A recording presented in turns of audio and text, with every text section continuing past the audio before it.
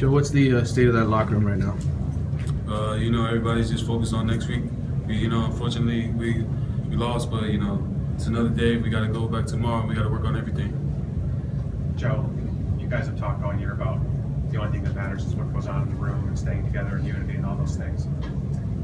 How do you come back though from something? I mean, something like this is unimaginable, I'm sure, because it's never happened here before. How is it even possible to think about coming back from something like this? Well, as we always say, it's everybody in the room. That's all we need. That's pretty much it. That's all we need right there. We stay silent. We do everything together. It's unity. We bring the team together, and we're all focused on, whether if you're offensive lineman or if you're defensive lineman, we're all fixing everything. We're focused on not just ourselves, but our teammates as well. Joe, how would you rate the team's offensive line's play today? No, it's not as good as it used to be. I mean, we haven't played like we started the season, but the change's gonna come. How do you get back to that? How does that change happen? It all comes down to whether if you're mentally focused and if you're really a fighter. Like how you guys heard Coach Golden say, like we're fighters, and you're just gonna have to wait and see until next week and play Duke. Does Coach still have the respect of the players in the locker room? Definitely, no doubt about it. Did you talk to Brad at all, either right after or in the locker room? Yeah. How was he? How did he think then? It's not what was supposed to happen. You don't want to see him right there. And as you talk to him, it fuels the fire inside of you. It's just not what you want to see. Joe, not trying to be flippant, but where was the fight today? Where was the fire today? If this is a team built on fight and playing for one another and all that, where was all that today? I mean, we had it. It's just as you can see, Clemson, they also had a fight too. They had the fire. They wanted to keep the undefeated streak going. They wanted to. They came out, with the edge too. We came out with the edge, and they just had it over us. Was there an intimidation factor, given just the way they started and all that? No intimidation. This would ever be possible? No, sir. I mean, like Deion said, we ain't execute enough, so that's why the score is like. Stacy, you talked to Brad after the game, see him obviously, and hurt to lose him in this game. But did you talk to him afterward, and how's he feeling? No, we didn't talk to Brad, but we know the trainer said that he's all right, and that's good news for us. What's the feeling like right now? Terrible. I mean, like the scoreboard says itself, we didn't execute. So we gotta deal with this feeling and get over it. Do you guys still believe in the coaches? Well, of course, we always do. I mean, Coach Golden, the same guy every day. I mean, uplifting, and like we say, same guy every day. Yeah, we believe in him. How much did it hurt the psyche for you guys as an offense when Brad got hurt? It hurt, but we always got a next man mentality. Malik came in, we just rallied around Malik, and knowing that he's a young guy, we just came over there and gave him confidence. And it's a next man mentality. And Malik came in, we felt like he did a great job. Stacy, penalties another problem today. Coach said a lot of them were selfish. Wasn't too happy about it. How do you guys deal with that after it's last week was a message too? It's just something that we got to deal with. I mean, we just got to hold our anger, our emotions, and just know that we just fight through the whistle, and everything after the whistle is not acceptable. Do you think that some guys have a lack of discipline? I don't think so. I mean, we just got to control our emotions. I think that's the main thing right there, just controlling our emotions.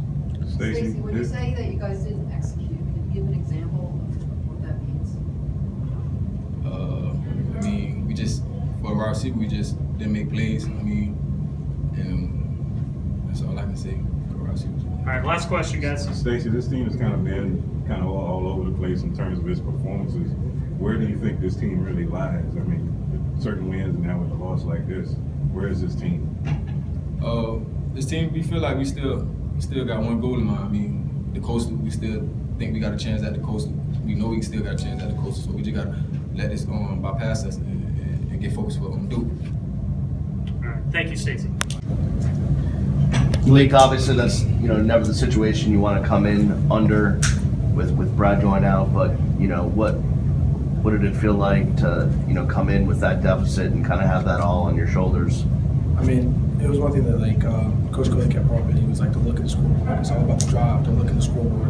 It's all about what we do each possession we have the ball, and it's hard. I mean, Brad's like my best friend. I mean, he's one of the guys I'm closest to. I mean, we live together. We spend hours together on film studies. So to see your best friend go down in the way he did, it hurts. So it was one of those things, not mentally I had to compare, but emotionally too, because it hurt me to see Brad go down. Have you had a chance to talk to him yet or see him? How's he doing? Yeah, when we came in for halftime, he told me I gotta lead. He told me to fill his shoes, and it was one thing I was trying to do. And he's always been there, and so it was nice seeing him walking around. I mean, he was walking around the locker room earlier, so he's doing pretty good. Malik, the rule is that you're always one play away when you're the backup quarterback. But how do you ever really feel fully prepared to take that on, especially under those circumstances? Yeah, and it was one thing that Coach Golden talked about, and it's a feeling that you never know until it happens to you. It's one of the things you hear. It's kind of like the old saying that your mom always said, or something like that. And you hear him harp on it, and then once it happens to you, you're kind of shell shocked. Wow, I'm really going in. And it was one of the things that for me, it was one of the worst feelings to know that I went in because Brad went down, and it was one of those things that I just had to get over it and try to lead this team. If he can't go next week, how prepared do you feel about potentially being asked to be the starter? I mean, I feel good. I feel like that I'll get more reps and it'll help me get better chemistry with the receivers. There were a couple balls that were out, a couple balls that were my fault, and so I feel like we'll get our timing on time and we'll get better with our route running, and I'll get more accurate with the ball. What did you take away from today? I know obviously it's a loss to the team, but for you personally, getting in there and seeing real playing time, what was that like for you? For me personally, it was a chance to see how I could take me to the game, and it was one of those things that the guys did a great job and encouraged me when I threw the pick six. And I first had to was walk with this guy, and I apologized. I said, "Listen, I'm gonna get you better balls. I'm gonna make sure that I'm putting balls on point." And I mean, I try to get more accurate. I can get on better timing with some of the receivers and just play better. How is Brad now? I mean, He's good. talked about him a little, but how's his Yeah, health? I mean, we don't know, but I know the second half I saw him. He was telling us come on, and so I mean, personally, I think he's okay. He was on the sideline second half? No. Okay. We came in the locker room during the second half. I mean, it was during halftime. Okay. So What about Rashawn Scott? How is he? I have no idea. I haven't seen Rashawn Scott. I know he's kind of become a big leader at the receiver, for the receivers. What was that like? And we always make jokes of calling him the grandfather because he's been here for so long. But Scott brings so much wisdom to this team, and he's such a motivational leader. I remember one time he's on the receivers and the offensive linemen, and he doesn't care who you are, what position you play. If you're messing up, he's going to call you out and make you correct it. So losing Rashawn Scott is a big loss, and so we're trying to rally around him, make sure he's okay, and make sure that we can get him back.